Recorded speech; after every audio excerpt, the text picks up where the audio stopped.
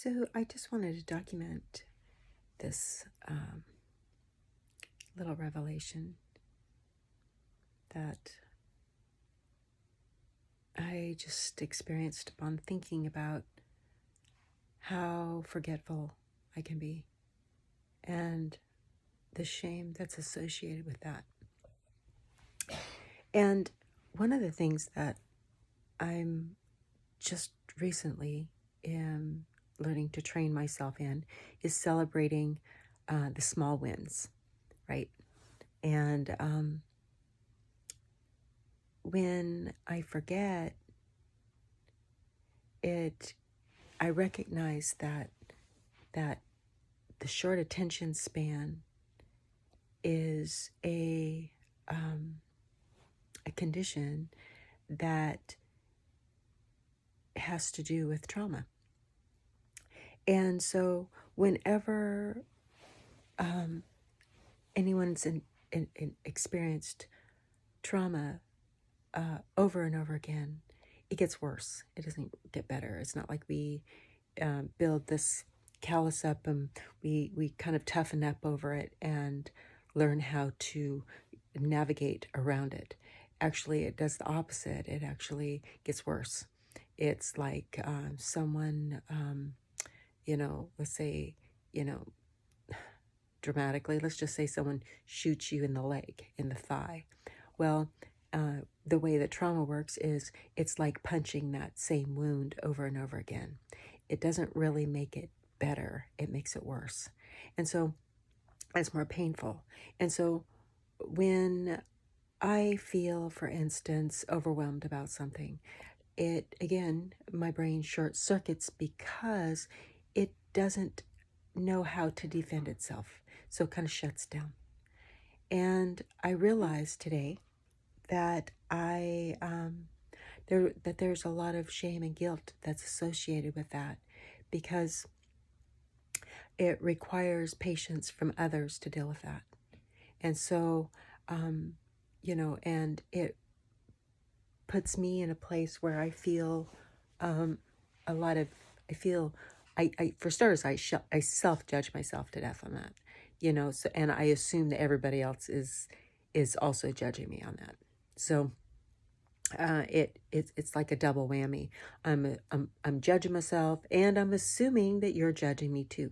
So there's all this like beating myself up, I'm like really just hammering on that wound, making it worse. And so I'm sharing this today as, I guess, a celebration of a win.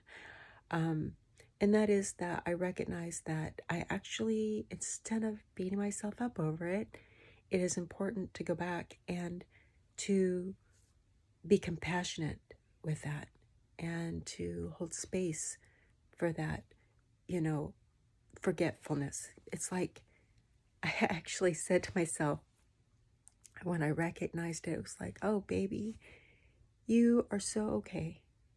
You are so all right. Be easy on yourself. Be gentle with yourself. It's okay to forget. It's okay, and love that. And it's okay to take your time and learn how to be gentle with yourself, because the more that we're gentle with ourselves when we've had, actually, I think I've beaten myself up more than anybody else in my life, for starters. That monkey mind in my head that had tried so hard to protect me from failing others and from trying to prevent others from, making fun of me or not liking me or rejecting me in any way, I had gotten a complex that had entered into my body, physically feeling it in my body, but it was a belief system. It wasn't true. Where I had decided somewhere down the line that I needed to be super, super careful with everyone. As in, like, instead of speaking my truth, I had to say what I think you want me to say, or what I think you will accept without rejecting me. So yeah, so I had a streamload of, fear of rejection. And, it can take some time to really move through that.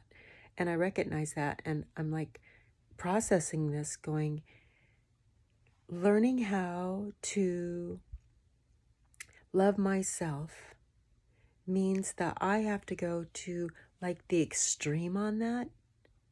And the reason why is because my gauge has been so off kilter for so long that it just to get on the middle, it's like if I've been all the way over here and the center's right here, I've got to be like, whoa. Because, if you ever play archery, and I was actually learned this from some speaker I heard from a long time ago, and they said that, what you do is if you are veering way too much to the right, then you need to actually place your aim way, way over to the extreme left because your trajectory is off so much. And so that's what I'm talking about, self-care and self-love and being super patient and super gentle and super kind to ourselves when we've experienced, so much like of these wounds that just keep heaping upon us over and over again, and we punish ourselves for, not saying something right, not doing, all those past regrets, all those things that we wish we had done, all those things that, we wish we had already learned, and just really beating the crap out of ourselves for not being enough. And it's a lie, and it's self-defeating, and it's in our own head. It's not even true.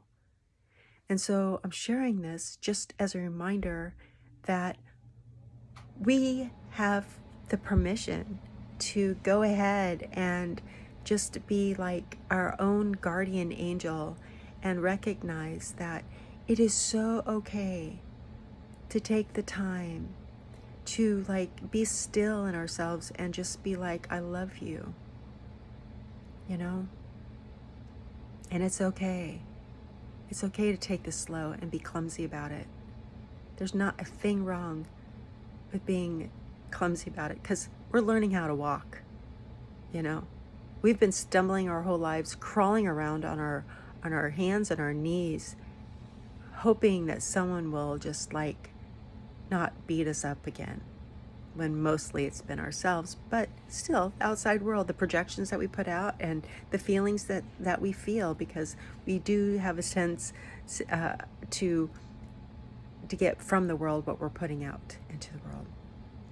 So this again is just a reminder to be easy on yourself and know that you're lovable, and that you're start with you.